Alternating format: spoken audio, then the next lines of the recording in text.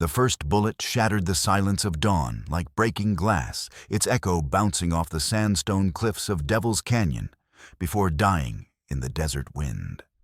Neshoba pressed himself against the weathered stone, his Spencer carbine ready as boot falls thundered past his hiding spot among the scattered boulders. Below in the canyon floor, a young woman ran barefoot across the rocky ground, 3 gray wolves flowing alongside her like smoke given form. She wasn't fleeing randomly. Every step showed purpose. Every glance revealed someone who knew this terrain intimately. Her buckskin dress patched with scraps of different hides marked her as someone who'd learned to survive on salvage and cunning. The wolves weren't chasing her. They moved as her scouts ranging ahead to test for danger before circling back to her position. Another shot cracked overhead closer this time. The hunters were gaining ground. Neshoba counted 6 riders spread across the canyon rim and their horses dancing nervously at the cliff edge, while their masters searched for clean shots at the running figure below. Seasoned trackers by their spacing and discipline. The kind who got paid for results, not mercy. Something about their leader's posture stirred an uneasy familiarity, the way he sat his horse with unconscious grace, reading the terrain, with eyes that seemed to know every shadow and crevice. The woman stumbled, went down hard on loose shale, and for a heartbeat, the wolves surrounded her in a protective circle. That hesitation cost her precious distance, as the riders found a switchback trail leading down into the canyon. Without conscious decision, Neshoba stepped from cover. His carbine barked once the heavy .56 caliber bullet spanging off rock inches from the lead rider's horse. The animal reared, nearly pitching its rider into the abyss, and the pursuit faltered as men fought to control panicked mounts. "This way," he called to the woman, indicating a narrow defile that would take them deeper into the maze of canyons. She looked up at him, dark eyes, in a sun-darkened face, intelligent and wary. For a second, he thought she might refuse his help, choosing the devils she knew over the stranger she didn't. Then another bullet chipped stone near her head, and pragmatism won over caution. The wolves reached his position, first yellow eyes evaluating him with predator intensity.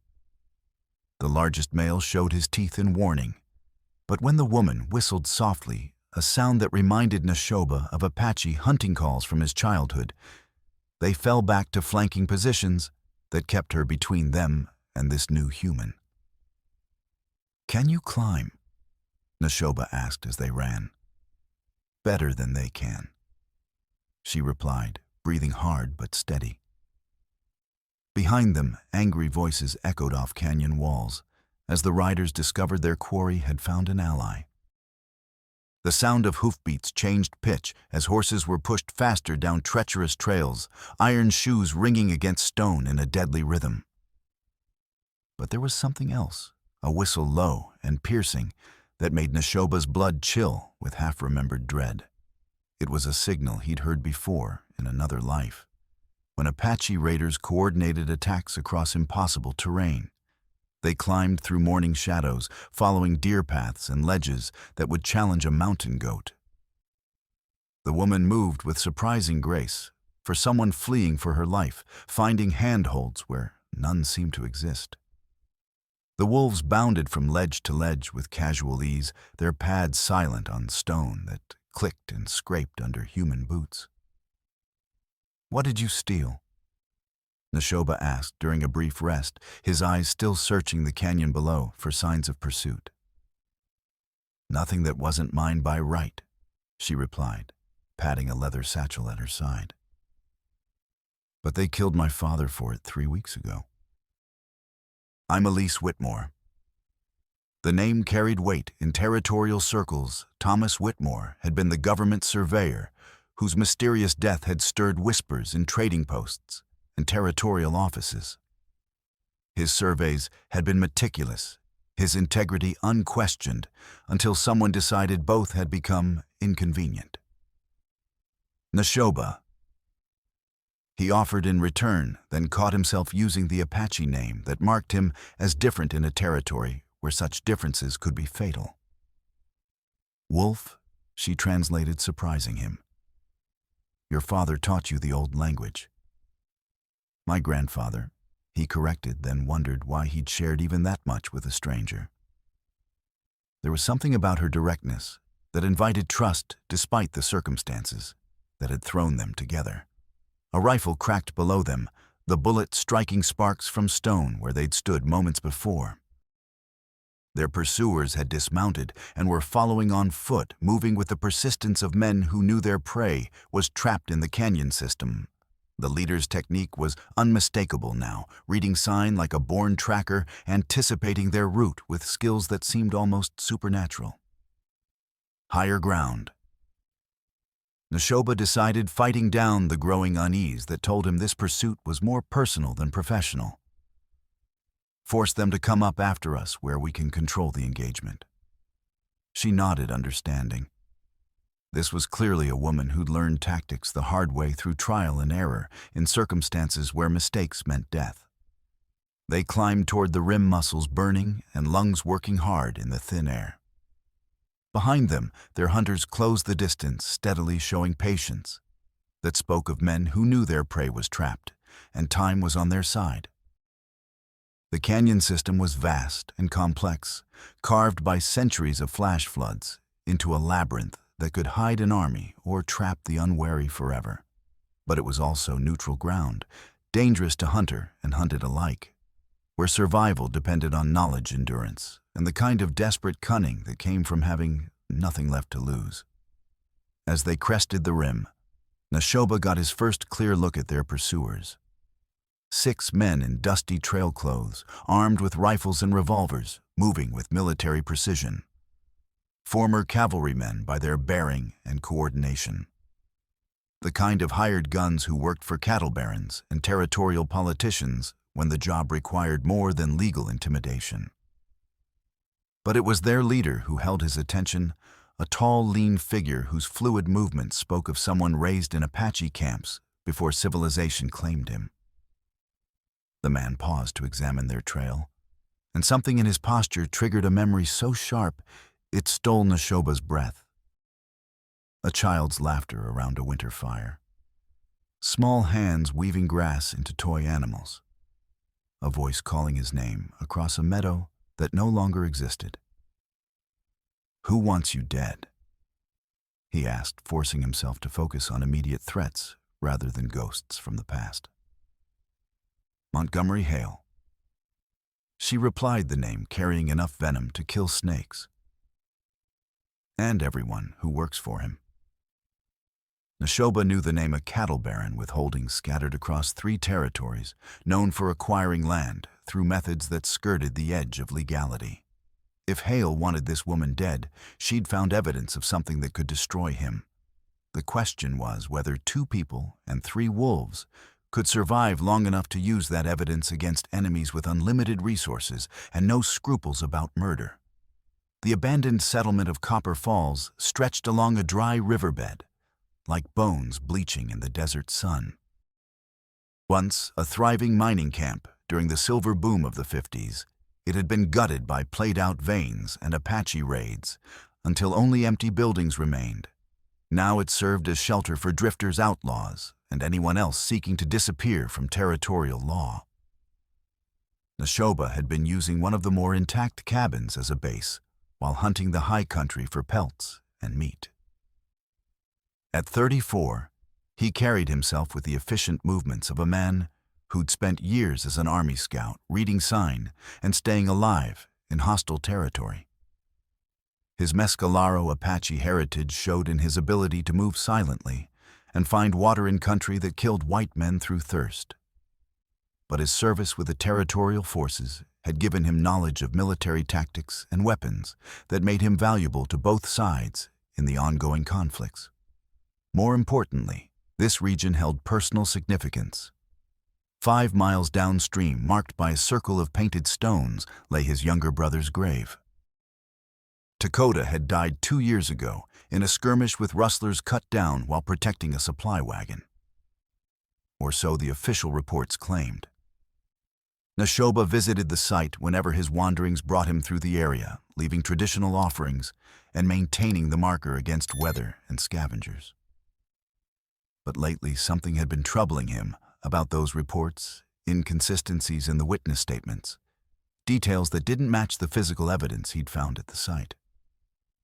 "I'm sorry about earlier," Elise said as they rested in the shade of a collapsed mine headframe. "About using your Apache name like that. My father spent years working with tribal representatives on land surveys. He taught me that names carry power, and using them without permission shows disrespect." The apology was unexpected and thoughtful, revealing education that went deeper than simple book learning. "Most people don't understand that," Neshoba replied. "Your father sounds like he was an honest man." He was. Maybe too honest for this territory. She opened the leather satchel and withdrew a thick notebook filled with careful handwriting and detailed maps.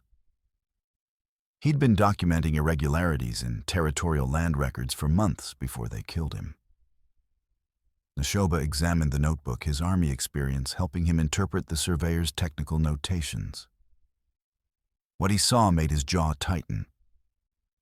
Systematic fraud on a massive scale, legitimate homestead claims invalidated through forged documents, water rights transferred to front companies under borrowed names, and vast tracts of public land sold to private interests at prices that suggested extensive bribery.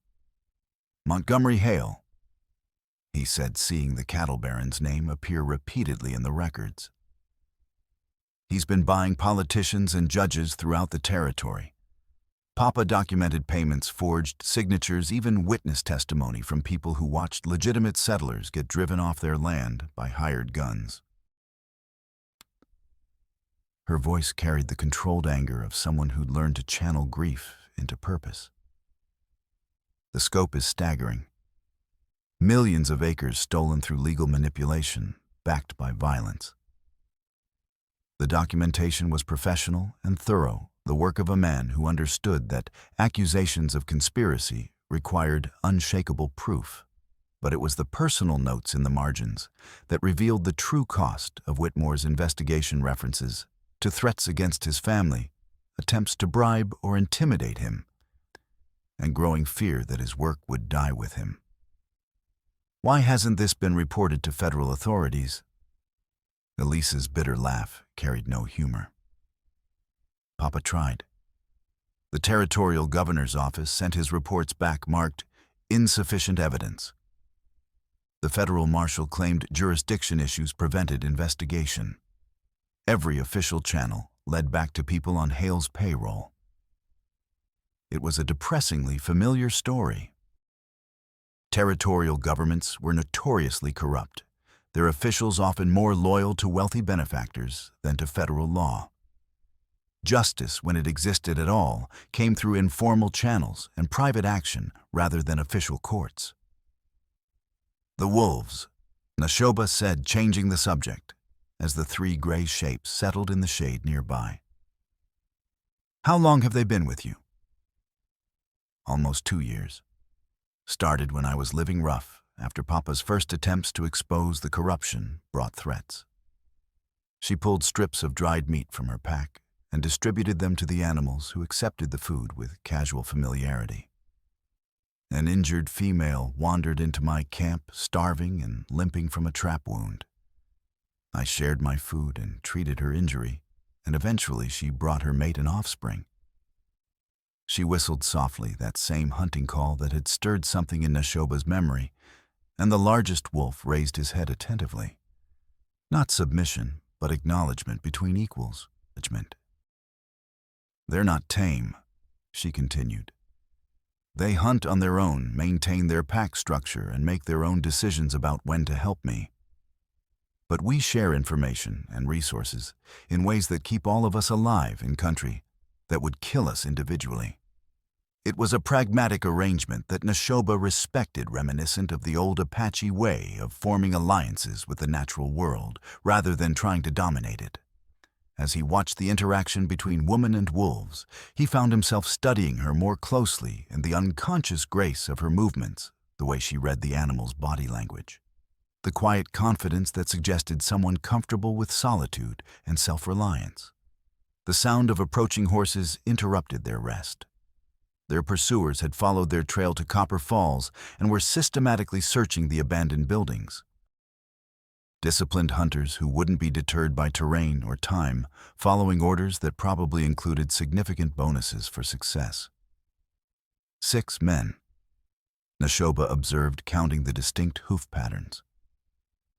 Well armed and organized. They'll find us eventually if we stay here. Then we don't stay. Elise replied, already gathering her gear. There's a network of mine shafts and tunnels throughout these hills. We can lose them underground and emerge miles from here. As they prepared to descend into the largest mine entrance, Nashoba caught sight of their leader again, a figure who moved with predatory patience, examining their abandoned campsite with professional thoroughness. The man paused to study something in the dust, and his posture triggered another flash of memory. A boy crouched by a stream reading tracts with the same intense concentration. Small hands pointing out sign that adult eyes had missed. The wolves were reluctant to enter the mine, their wild instincts rebelling against the enclosed environment.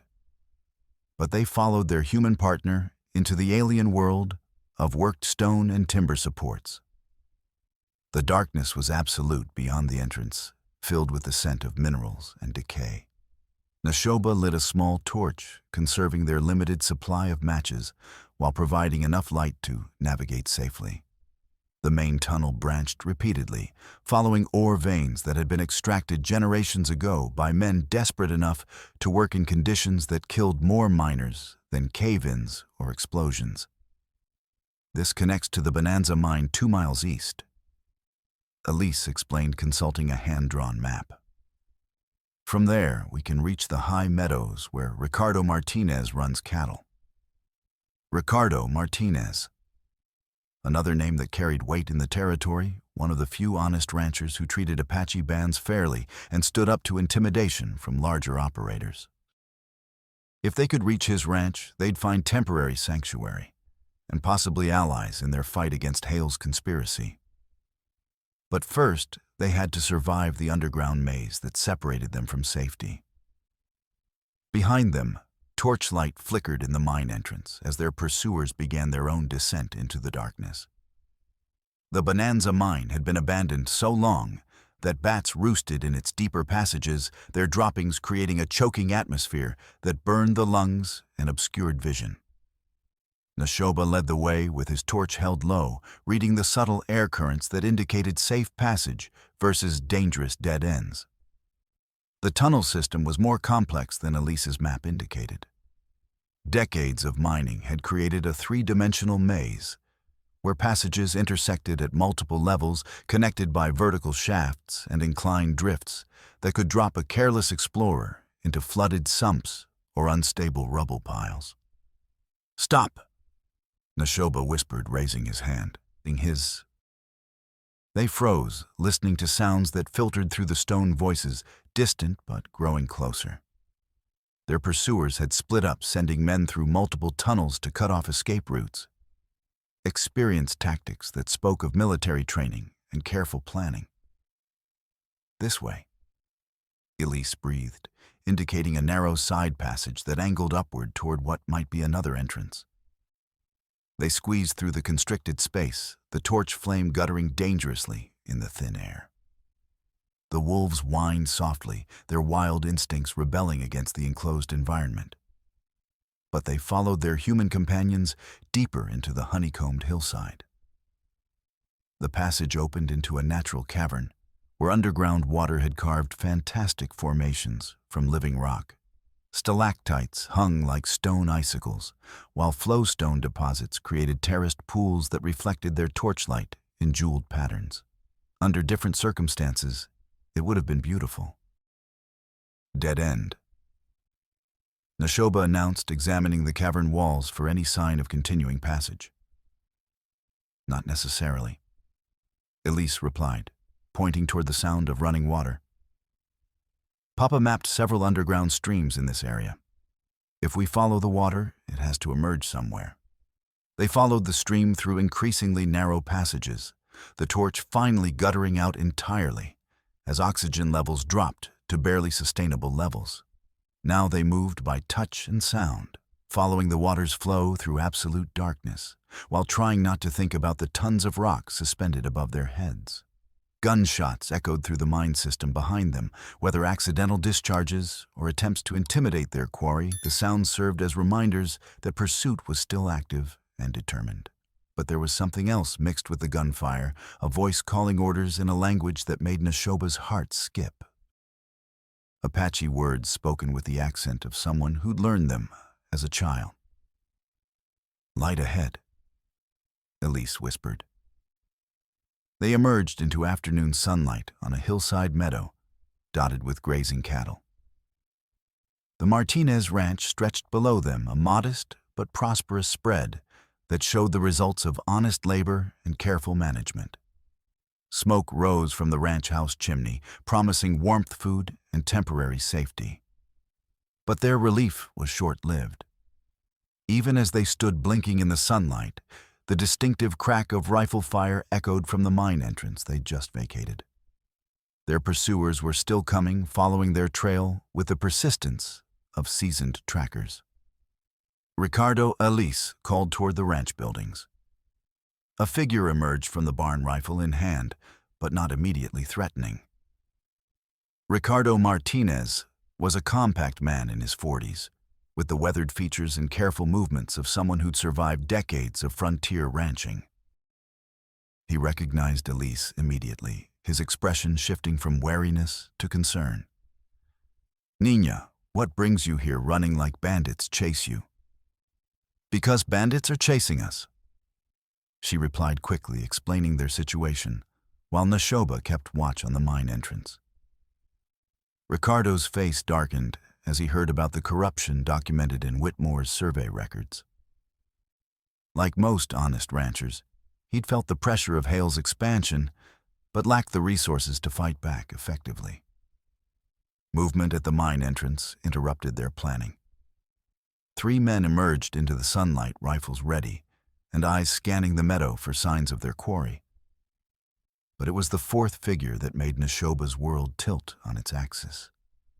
Tall and lean, moving with the fluid grace of someone raised in Apache camps, the man carried himself with authority that marked him as the leader. But it was his face, weathered by sun and wind, marked by a scar that ran from his left temple to his jaw, that stopped Neshoba's breath in his throat. A boy's face aged by 24 years of hard living. The same cheekbones, the same intelligent eyes, the same unconscious gesture of brushing hair back from his forehead when concentrating. But where the child had carried joy and curiosity, the man showed only cold purpose and carefully controlled violence.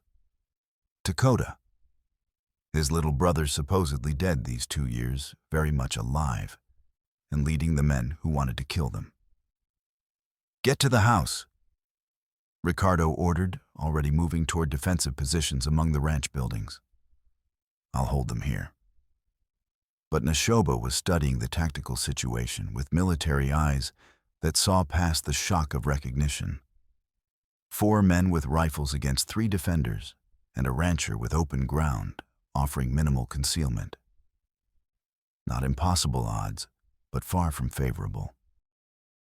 "No," he managed, forcing his voice to remain steady. "We run. Fighting here gets people killed who don't deserve it." They reached the horse corral as the first shot shattered the afternoon calm. The bullet sparked off a fence post inches from Neshoba's head, close enough to spray him with splinters. He rolled behind a water trough as more shots followed, his mind reeling with the impossibility of what he'd seen. Dakota was alive. Dakota was hunting them. Dakota had become everything their grandfather had warned against when he spoke of Apache, who forgot their people and served their enemies. Horses.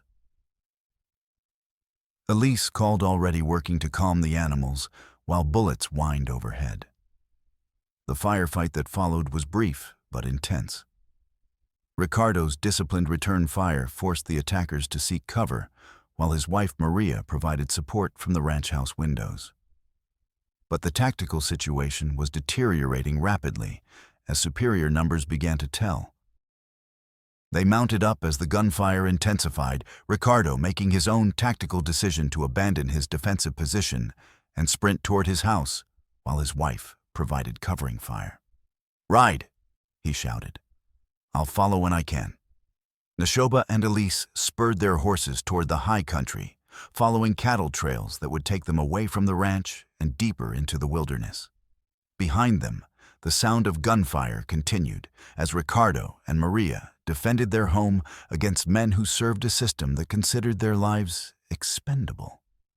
But as they climbed toward the tree line, Neshoba couldn't shake the image of his brother's face, cold, professional, utterly committed to their destruction.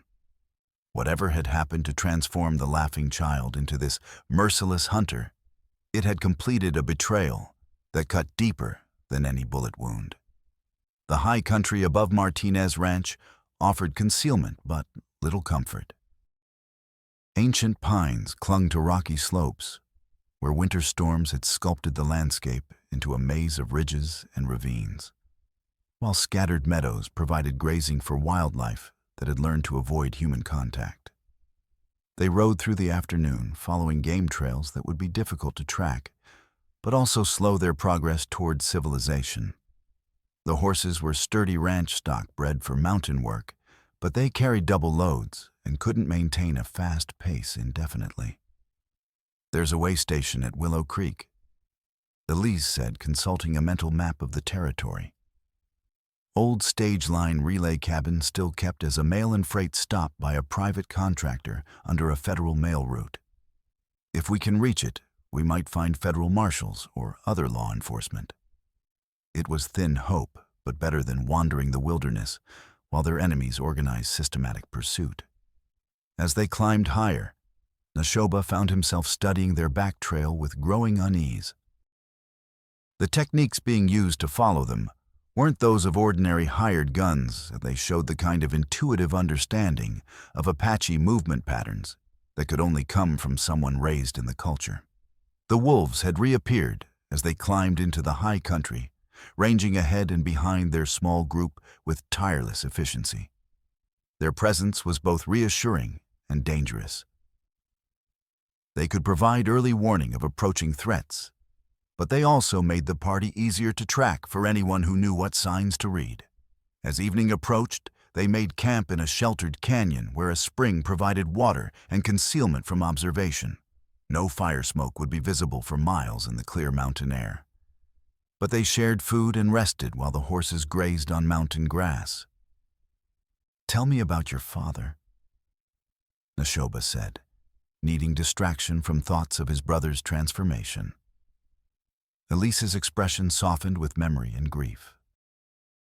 He was a dreamer who believed the law should protect everyone equally regardless of wealth or influence.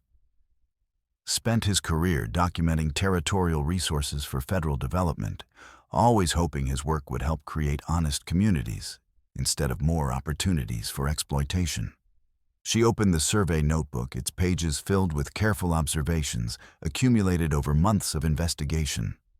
These represent his last attempt to expose systematic corruption before it destroyed everything he'd worked for. He died believing his documentation would make a difference. The records showed a pattern of systematic resource extraction that extended far beyond simple cattle ranching. Silver, copper, and gold deposits were being claimed through forged documents and bribed officials, while legitimate miners were driven off their claims by violence and legal manipulation. "This is worth millions," Neshoba realized, studying the geological surveys that accompanied the land documentation. Enough to buy statehood and establish a political dynasty that would control territorial development for generations. Elise confirmed. Papa calculated that Hale's network controls over 2 million acres of fraudulently obtained land, plus mineral rights worth more than the territorial government's entire annual budget. A wolf's low growl interrupted their conversation. The animals had gone rigid with attention ears forward and nostrils testing the night wind. Danger was approaching, though whether human or natural remained unclear. Neshoba motioned for silence while he listened to the sounds of the mountain night. Then underlying the natural soundtrack came the faint chink of metal on stone that marked the passage of shod hooves on rocky ground. Riders moving carefully through the darkness. At least 4 horses, probably more, following their trail with the persistence of experienced trackers. Their lead had evaporated faster than expected, suggesting their enemies had resources and local knowledge that exceeded his estimates. They broke camp silently, loading essential gear while leaving behind anything that would slow their escape. The horses sensed urgency and moved restlessly, but years of ranch training kept them manageable even in stressful circumstances. Dawn found them descending toward a broad valley where the Willow Creek Way Station sat like a lonely outpost of civilization. Smoke rose from its chimney, indicating active occupation, while corrals and outbuildings suggested it still served its original function as a stopping point for official travelers. But as they approached, details became visible that transformed hope into apprehension. Too many horses in the corrals and men posted as sentries in positions that commanded approaches to the station. It's a trap, Neshoba concluded, studying the tactical situation from a concealed position in the tree line. Elise used her father's surveying telescope to examine the station more closely. "I recognize 2 of them," she said grimly. "Hale's men. They got here before us." The realization hit both of them simultaneously, and their enemies weren't just following their trail, they were anticipating their moves. Someone with detailed knowledge of the territory and federal facilities was directing the pursuit, someone who understood how fugitives would think and where they would seek help. "We're being herded," Neshoba said, the tactical pattern becoming clear. Driven toward destinations they control. It was a sobering assessment. Every move they made was being predicted and countered by an opponent who held strategic advantages and seemed to know their thinking better than they knew themselves. The sound of approaching horses ended their reconnaissance. Their night-long pursuit had caught up with them just as they discovered their planned sanctuary was compromised. 3 directions offered capture or death, while the 4th led deeper into wilderness that would test their survival skills against approaching winter weather. The high peaks. Elise decided, pointing toward mountains that rose into morning clouds. "There are old mining camps up there, abandoned, but with shelters that might keep us alive until we can find another way out." It meant abandoning their horses. The terrain ahead was too steep and rocky for mounted travel. They stripped essential gear from their saddles, while the wolves waited with predator patience for the next phase of their desperate journey. The abandoned silver camp of Eagle's Roost, perched on a narrow ledge 2,000 feet above the valley floor, its remaining buildings clinging to the mountainside like weathered bones. The climb had tested both their endurance and their equipment, forcing them to cache non-essential gear and rely on skill rather than supplies to overcome natural obstacles. They established camp in a building that offered multiple escape routes and good fields of fire, choosing structure over comfort as they prepared for what might be their final stand. The altitude made every task more difficult, but it also created challenges for anyone attempting to approach the camp undetected. As they settled for the night, Elise opened her father's notebook to a section that revealed the full scope of Hale's ambitions. Detailed maps of territorial water rights and mineral claims that showed systematic acquisition of resources across millions of acres. "It's not just land," she explained, pointing to areas marked with cryptic notations. Papa discovered that Hale has been filing fraudulent mining claims throughout the territory, using front companies under borrowed names to avoid legal limits on individual holdings. The conspiracy was vast enough to reshape territorial development, positioning Hale to control water rights, transportation routes, and mineral resources that would make him powerful enough to influence statehood proceedings directly. A sound from outside their shelter interrupted the conversation. Not wind or settling timber, but the deliberate scrape of boot leather against stone. They froze, weapons ready, while the wolves melted into defensive positions around the building's perimeter. "We know you're here," a voice called across the empty space between buildings. The accent was educated, carrying calm authority that marked career military training. "Saw your trail coming up the ridge. No point making this harder than it needs to be." But it wasn't the leader speaking. That voice, when it came, carried different weight entirely. "Sister, you're fighting the wrong war." The words were Apache, spoken with the accent of someone who'd learned them as a mother tongue. "Come out and we'll talk like family should." Neshoba's blood turned to ice. Not only was his brother alive and hunting them, but he was using the old language, the sacred words their grandfather had taught them around winter fires, when the world was different and hope still seemed possible. "Counteroffer," Neshoba called back in the same language. "You remember who you used to be, and we won't have to kill you." The silence that followed was profound, broken finally by bitter laughter that carried no warmth. "I remember everything, older brother, including how you let them take me away when I was 10 years old." The accusation hit like a physical blow, stirring guilt that Neshoba had carried for over 20 years. The winter when starvation had forced impossible choices on desperate families. The traders who'd offered food in exchange for children who could pass for Mexican orphans. The agonizing decision to let Dakota go rather than watch him starve with the rest of them. "I thought you were dead," Neshoba replied, his voice carrying the weight of decades of grief. "Dead would have been kinder. Do you know what they did to Apache children in their schools? How they beat the language out of us, the culture out of us, the very memory of who we used to be?" The pain in those words cut deeper than anger would have, revealing wounds that had never healed despite the years that had passed. But it also revealed something else. This wasn't just about following orders or earning pay. This was personal, driven by resentment that had festered for more than 2 decades. The firefight that followed was brief but intense. Neshoba's Spencer carbine provided long-range accuracy that forced the attackers to seek better cover, while Elise's weapons were effective at shorter ranges when enemies attempted to close distance.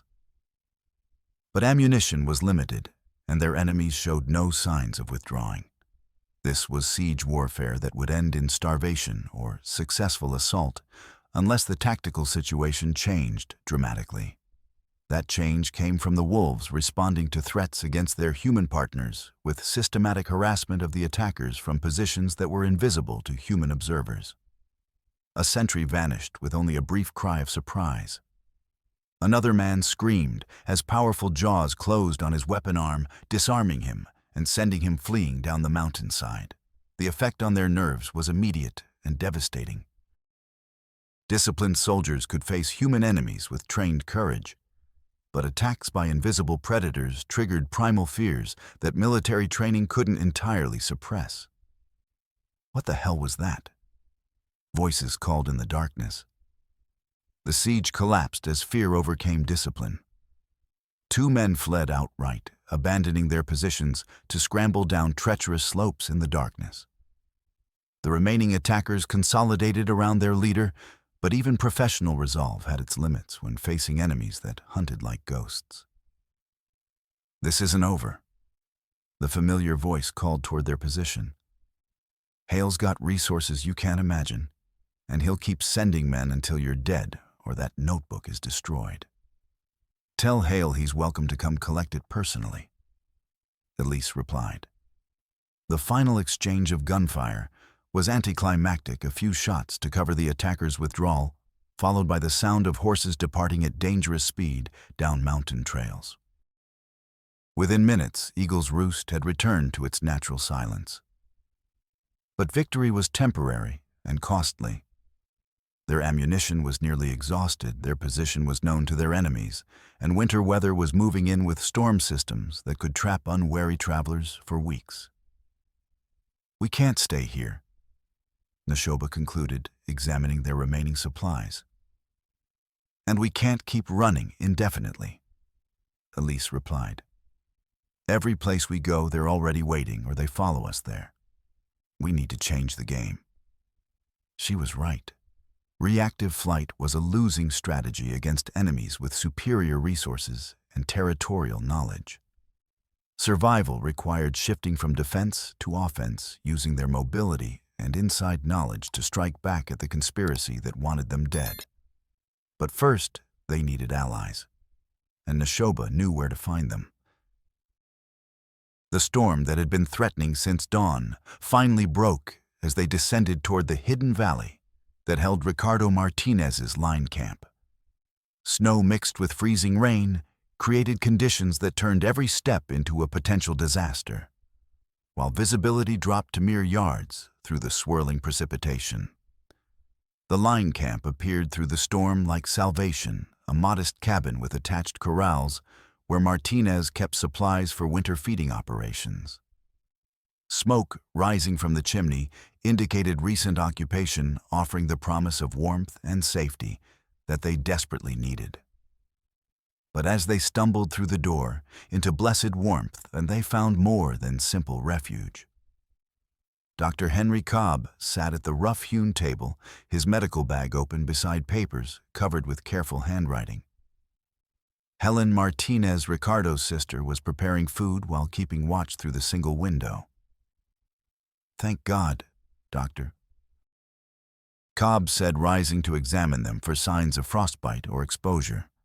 "We'd begun to fear the worst when the storm caught you in the high country." As they warmed themselves by the fire, Ricardo explained how news of their flight had spread throughout the territory's network of honest settlers and ranchers. Dr. Cobb had been treating wounded survivors of attacks on small homesteads, while Helen had been documenting testimonies from families driven off their land by Hale's organization. "It's worse than even your father knew," Dr. Cobb said, opening his own notebook filled with medical records and witness statements. "Systematic violence against anyone who questions Hale's expansion. Families murdered, homesteads burned, children orphaned or worse." But Helen's next revelation transformed their understanding of the conspiracy in ways that made victory seem impossible rather than merely difficult. "We found out who's been coordinating the pursuit," she said, her voice carrying reluctance to share information that would cause pain. She opened a leather portfolio filled with military correspondence and personnel records. David Rowan, also known as Dark Dave, former Army scout discharged under suspicious circumstances 5 years ago. The name hit Neshoba like a physical blow, confirming what he'd already suspected, but hoped wasn't true. Not David Rowan, Dakota and Neshoba, his younger half-brother, the child he'd thought dead for more than 20 years. "He's Apache." Helen continued consulting the military records. Mixed blood raised in traditional camps until his family was scattered during the reservation relocations. The Army recruited him as a scout because of his cultural knowledge and tracking skills. "His mother's name?" Neshoba asked quietly, though he already knew what the answer would be. Ayanna Rowan Neshoba. Died during the winter of 1851, malnutrition complicated by pneumonia. The same winter when 10-year-old Dakota had been traded to Mexican slavers to save him from starving with the rest of their scattered band. The same winter when Neshoba had made the hardest decision of his life, choosing his brother's survival over keeping their family together. You know him, Elise said, reading the recognition and pain in his expression. He's my brother. Neshoba replied, the words coming out like broken glass. My younger half-brother, who was supposed to be dead. The silence that followed was profound, broken only by the storm wind against the cabin walls and the crackling of the fire. Everyone in the room understood the implications. Their most dangerous enemy wasn't just a skilled tracker, but someone who shared Neshoba's blood and knew his thinking patterns with intimate precision. That's why they've been anticipating our moves, Dr. Cobb realized. He knows how you think, where you'd go, who you'd trust for help. It was worse than that. Dakota would know Apache traditions about family obligation and blood loyalty, cultural values that might prevent Neshoba from taking decisive action when confrontation became inevitable. There's more, Helen said reluctantly. The military records show he was discharged for excessive violence during operations against Apache bands. Specifically, he was involved in attacks on camps that included members of his own extended family. The betrayal went deeper than simple employment by enemies. Dakota had become an active participant in the destruction of their people, using his cultural knowledge to make that destruction more efficient and complete. Through the window, the storm showed no signs of abating.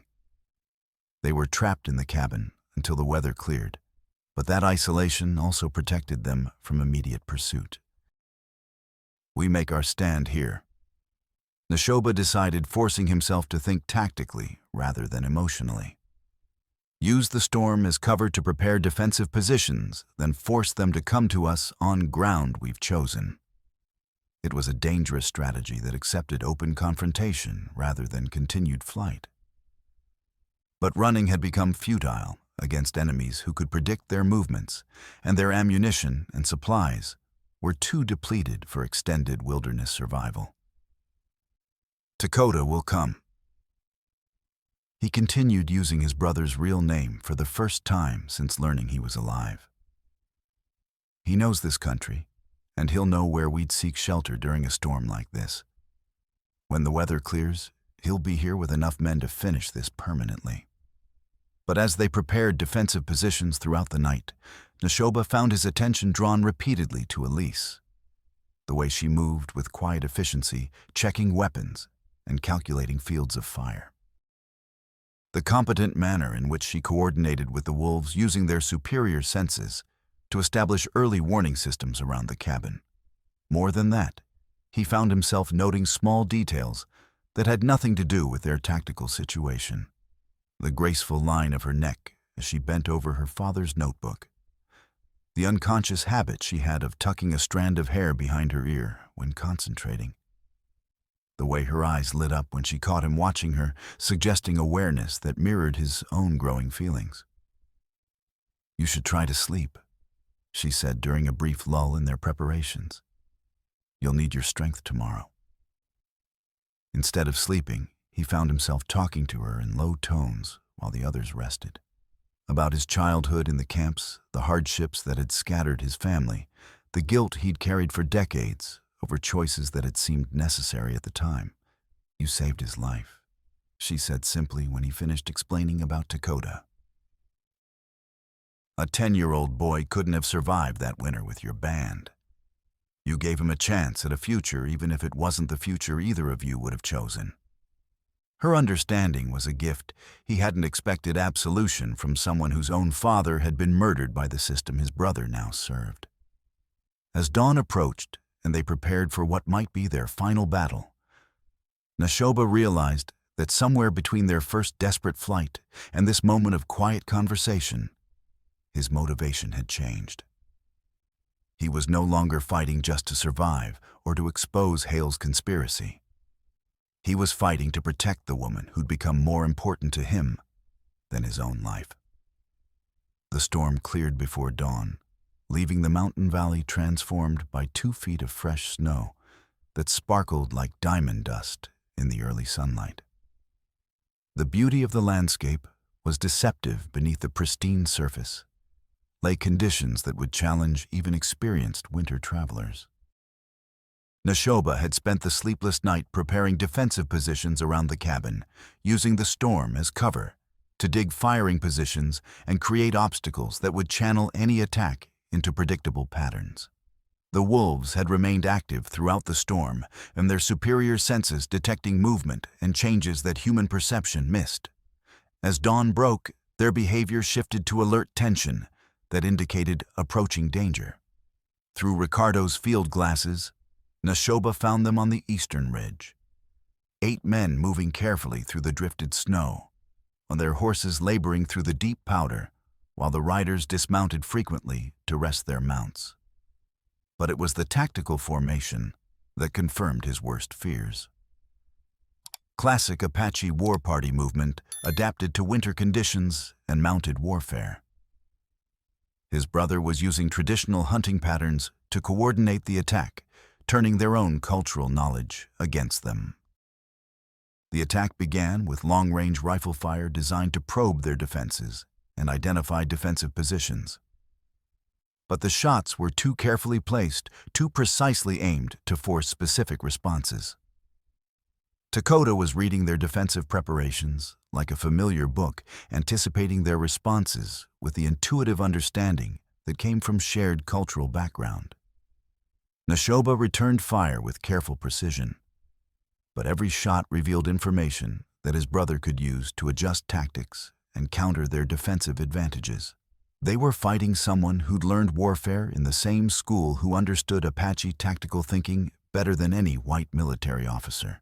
The engagement settled into a deadly pattern of advance and response, with the attackers using coordinated movement to systematically reduce the defenders' options. But the wolves introduced chaos into carefully planned tactics, striking at isolated men who become separated from mutual support. The psychological effect was devastating, but Dakota adapted quickly. Instead of trying to maintain tight formations that were vulnerable to wolf attacks, he allowed his men to spread out and operate independently, using the broken terrain to approach from multiple angles simultaneously. "Something's wrong with this picture," Ricardo observed during a lull in the firing.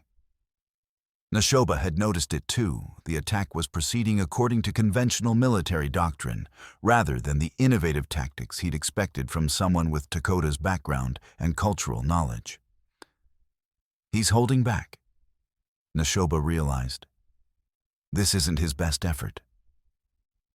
The revelation was both relieving and ominous. If Dakota wasn't committing fully to the assault, it meant he was either planning something more complex or struggling with the emotional implications of fighting his own brother. The answer came when rifle fire from a new direction suddenly erupted from the timber on the valley's northern slope.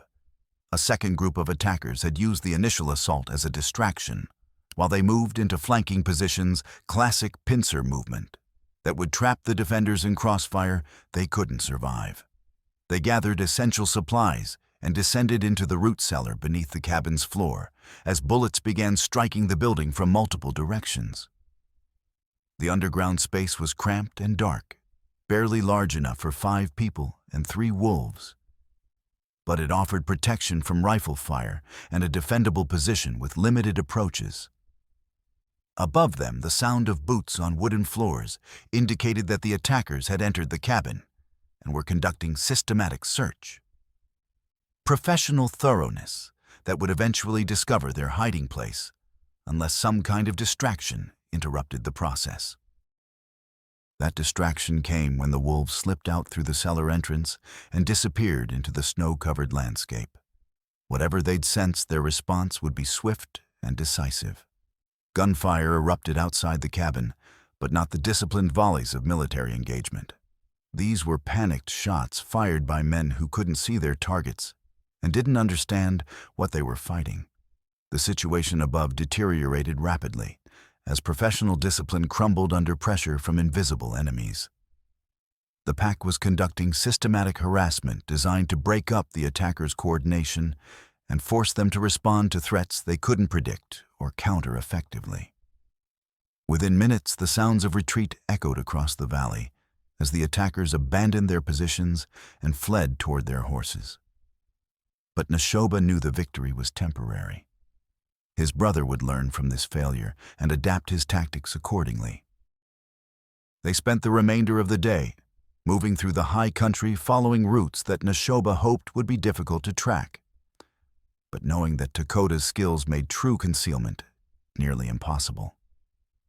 As they traveled, he found himself stealing glances at Elise, noting the determined set of her jaw and the way she never complained despite the brutal conditions. During a brief rest, she caught him watching and moved closer, settling beside him with casual intimacy that suggested their relationship had crossed some invisible threshold during the night's shared danger. "What are you thinking?" she asked. "That I never expected to find someone worth fighting for in the middle of all this," he replied honestly. Her smile was radiant despite their desperate circumstances. "The feeling is mutual." It was a simple exchange, but it carried weight that went beyond mere attraction. They'd found each other in circumstances that stripped away social pretense and revealed essential character. Whatever happened in the coming confrontation, they would face it as partners in every sense of the word. The final confrontation took place at dawn in the ruins of the original Martinez homestead, where Ricardo's grandfather had first staked his claim 40 years earlier. The buildings had been burned during Apache raids in the 1850s, leaving only stone foundations and a few weathered walls to mark where dreams of prosperity had once flourished. Neshoba had chosen the location after careful consideration of tactical advantages and symbolic significance. The open ground around the ruins offered good fields of fire in all directions, while the scattered stone walls provided cover for defensive positions. More importantly, it was ground that held meaning, a place where different cultures had clashed and found accommodation, where the future of the territory would be decided by courage rather than conspiracy. They had perhaps an hour before full daylight would expose their positions to long-range rifle fire. Takota's forces were approaching from 3 directions using classic envelopment tactics that had proven effective during military campaigns. But this time, the intended victims understood the strategy and had prepared accordingly. Dr. Cobb positioned himself behind the thickest wall with medical supplies and ammunition, ready to treat wounds and provide supporting fire. Helen Martinez occupied a position that commanded the eastern approach, while Ricardo held the southern wall, where the main attack would likely develop. Elise and the wolves had taken positions among scattered boulders that dotted the area around the ruins, creating a mobile defense that could respond to threats from any direction. Her weapons weren't effective at long range, but they would be devastating in close combat if the attackers managed to reach the defensive perimeter. Neshoba himself occupied the highest point among the ruins, where a partially collapsed chimney provided both cover and observation of the entire battlefield. His Spencer carbine was loaded with his last good cartridges, while his Colt Navy revolver remained holstered but ready. The first shot came from the timberline to the north, a long-range attempt that struck sparks from stone near Helen's position. She responded immediately, her return fire accurate enough to force the sniper to seek better cover. More rifle fire erupted from multiple directions as the attackers revealed their positions through muzzle flashes and powder smoke. At least 12 men, possibly more, armed with military weapons and moving with coordinated precision. But the defenders had advantages that weren't immediately obvious to their enemies. The wolves were operating as independent scouts, providing intelligence about enemy movements, while conducting harassment attacks that disrupted coordination and communication. Movement on the south wall. Ricardo called firing at targets that appeared briefly in the morning light. Neshoba shifted his position to cover the threatened sector, his rifle cracking steadily as he engaged enemies advancing through broken ground toward the ruins.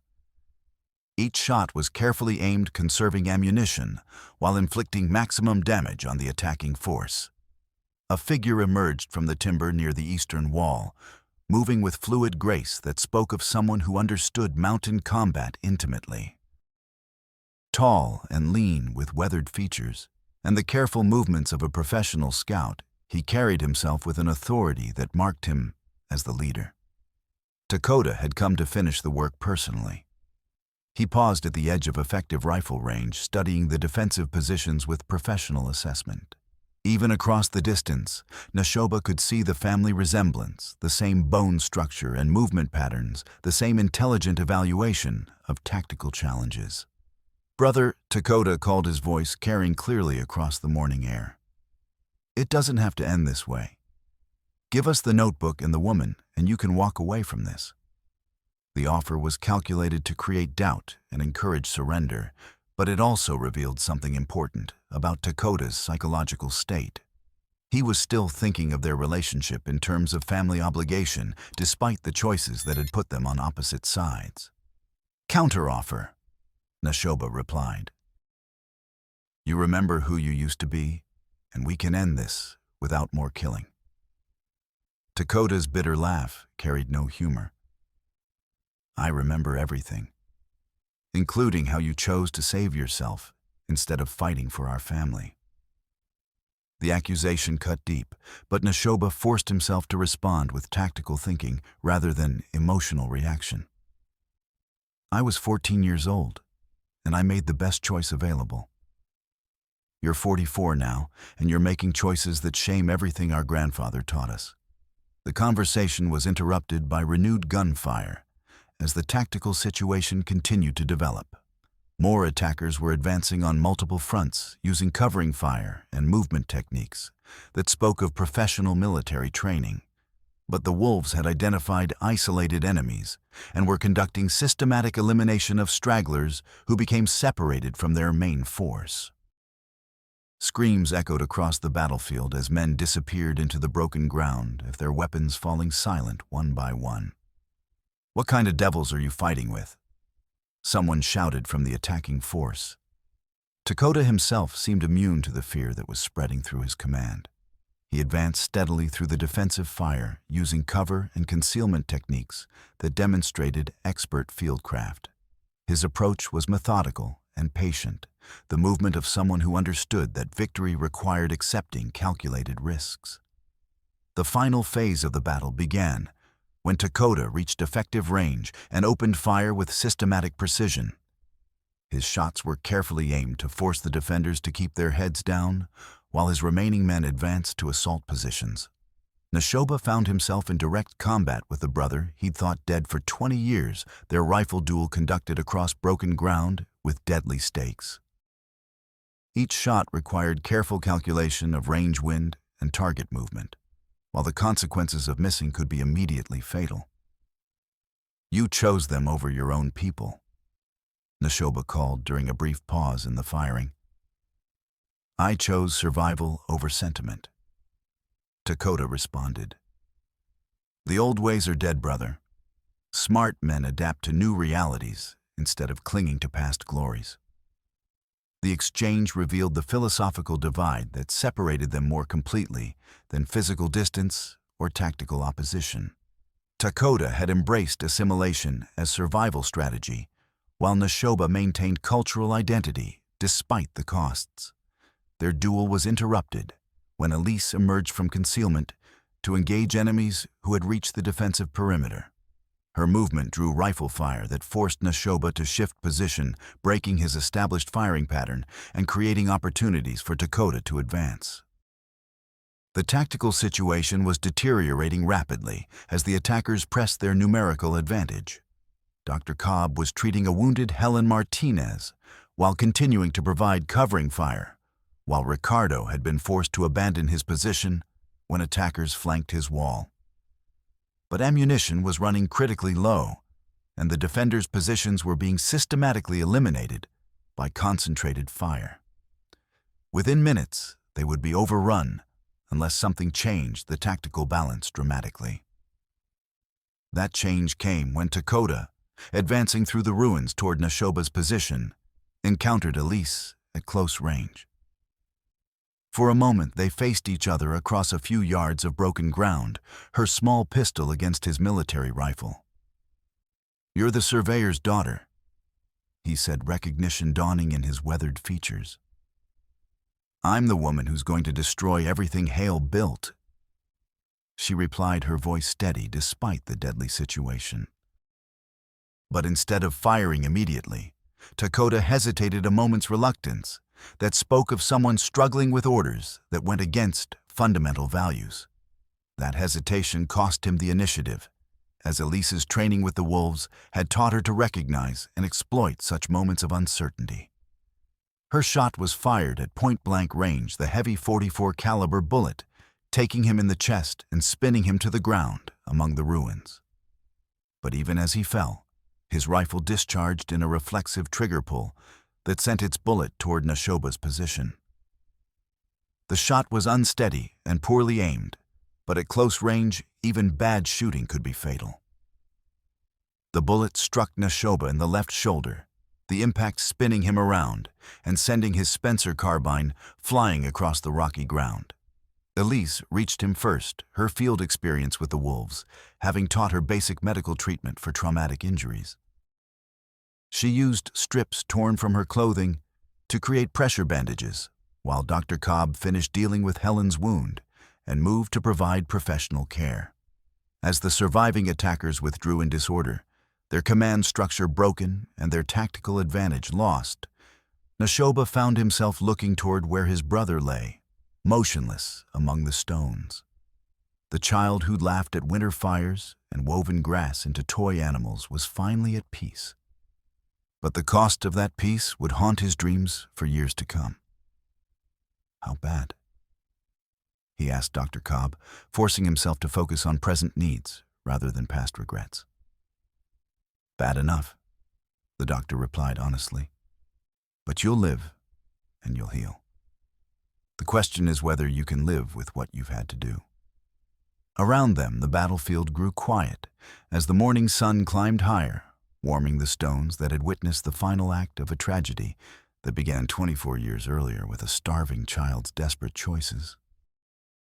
The recovery period stretched through 2 weeks of careful medical treatment and gradual restoration of strength conducted in the relative safety of Dr. Cobb's clinic in the town of Esperanza. The small community had declared itself neutral in territorial political conflicts, maintaining that neutrality through a combination of geographic isolation and armed preparedness. But physical healing was only part of the recovery process. The emotional aftermath of his brother's death required a different kind of treatment that no medical training could provide. Nashoba spent long hours in contemplation, working through feelings of guilt, relief, and loss that had no simple resolution. Elise remained at his side. Throughout the recovery, their shared experiences having forged bonds that went deeper than romantic attraction. They'd saved each other's lives multiple times, shared resources when survival was uncertain, and faced death together with courage that neither could have summoned alone. Their relationship had evolved beyond desperate partnership into something more substantial and enduring. They talked about the future with increasing confidence, making plans that assumed they would face whatever challenges arose as a permanent team rather than temporary allies. The most significant development was the arrival of Federal Marshal William Harrison, accompanied by 2 deputies and explicit orders from Washington to investigate territorial land fraud and political corruption.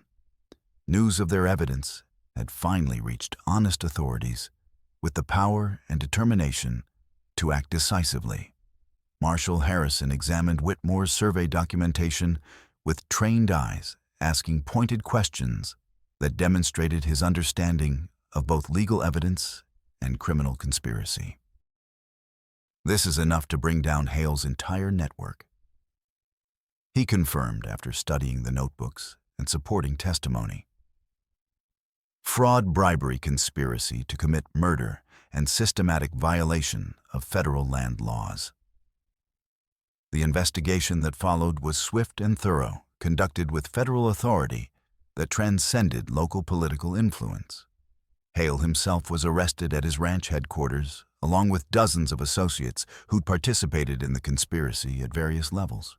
Most satisfying was the reversal of fraudulent land transfers that had dispossessed legitimate homesteaders and ranchers. Families who'd been driven from their property by legal manipulation and violence were able to reclaim their holdings and resume building sustainable communities. But the most significant change was in Nashoba and Elise themselves, who found their relationship deepening into permanent commitment as they worked together on reconstruction projects. Their complementary skills made them effective partners in multiple endeavors. They were married in a ceremony that blended Apache traditions with territorial legal requirements conducted by Marshal Harrison in his capacity as a federal official. The wedding was attended by everyone who'd participated in their struggle, creating bonds of community that extended beyond individual relationships. The wolves participated in the ceremony with typical dignity, their presence symbolizing the kind of cooperation that had made survival possible during the darkest phases of their struggle. Local children had learned to communicate with the pack through simple signals, creating relationships that would benefit both species for years to come. 6 months after the final confrontation, the transformed landscape of the Esperanza Valley reflected the dramatic changes that had followed the collapse of Hale's conspiracy. Small farms and ranches flourished under legitimate ownership, while cooperative ventures allowed families to share resources and reduce individual risk. Nashoba had established himself as a liaison between Apache bands and the territorial government, using his cultural knowledge and growing political influence to negotiate agreements that respected traditional rights while accommodating the reality of American expansion. Elise had founded a surveying and mapping business that provided technical services to homesteaders while maintaining the high standards of accuracy and integrity that had characterized her father's work. Their marriage had produced the kind of partnership that multiplied individual strengths while minimizing personal weaknesses. They worked together on projects that required both technical expertise and cultural sensitivity, creating solutions that might have been impossible for either to achieve independently. The wolves had established permanent territory around their homestead, but they maintained their independence and natural behaviors while serving as informal guardians for the extended community. On a warm evening in late spring, as Nashoba and Elise sat outside their cabin watching the wolves teach their cubs to hunt, Marshal Harrison arrived with final news about the conspiracy they'd fought. "Thought you'd want to know," he said, accepting coffee and settling into a chair on their porch. "We found Hale's private records in a hidden safe at his ranch. Documents that show the full scope of what he was planning." The marshal opened a leather portfolio filled with correspondence and financial records that revealed ambitions far beyond simple territorial land fraud. Hale had been coordinating with similar organizations in other territories, planning a network of political corruption that would have influenced statehood proceedings across the entire American West. But there was one final revelation that completed their understanding of the personal dimensions of their struggle. Among Hale's papers was correspondence with David Rowan that revealed the true nature of his recruitment and service. "Your brother wasn't just a hired gun," Harrison said quietly. "He was being blackmailed. Hale had evidence that David was involved in attacks on Apache camps that included children, and he used that evidence to force continued cooperation. The letters showed a man trapped between impossible choices, continued service to enemies of his people, or exposure of war crimes that would result in imprisonment or execution. Dakota had chosen the path that seemed to offer survival, but it had led ultimately to moral degradation and death at the hands of his own family. He tried to quit several times," Harrison continued, "but Hale always pulled him back with threats and promises. By the end, I think he wanted to die rather than continue serving the conspiracy." The revelation transformed Nashoba's understanding of his brother's choices and his own role in the final confrontation. Dakota hadn't been a willing traitor, but a victim of circumstances, that offered no honorable alternatives. "He could have told me," Nashoba said finally. "During that last fight, he could have explained." "Pride," Elise replied, understanding the psychological dynamics that had prevented such revelation. He couldn't admit to his brother that he'd been forced to betray everything they'd both been raised to value.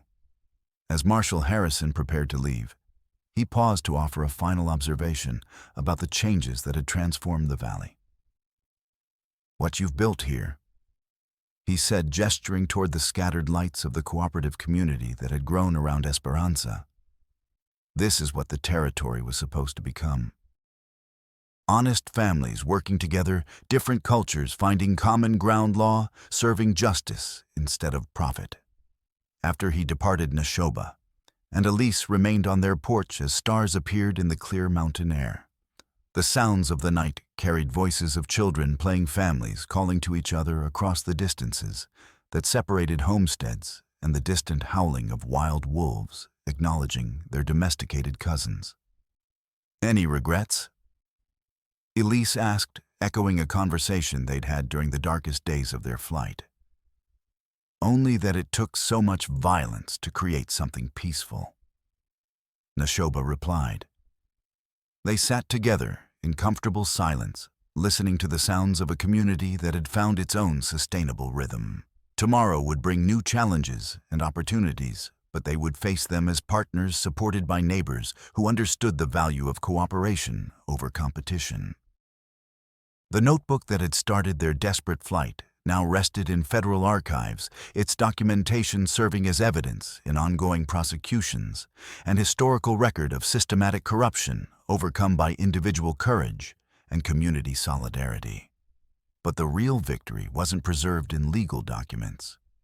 It lived in the relationships between people who'd chosen cooperation over conflict, in children who would grow up expecting justice rather than accepting exploitation, and in the daily evidence that different cultures and species could create something better together than any could achieve alone. The wolves had never obeyed her voice through training or dominance. They'd chosen partnership because it served their interests and honored their intelligence. In the end, that choice had saved not just their own lives, but the future of everyone who would call this valley home.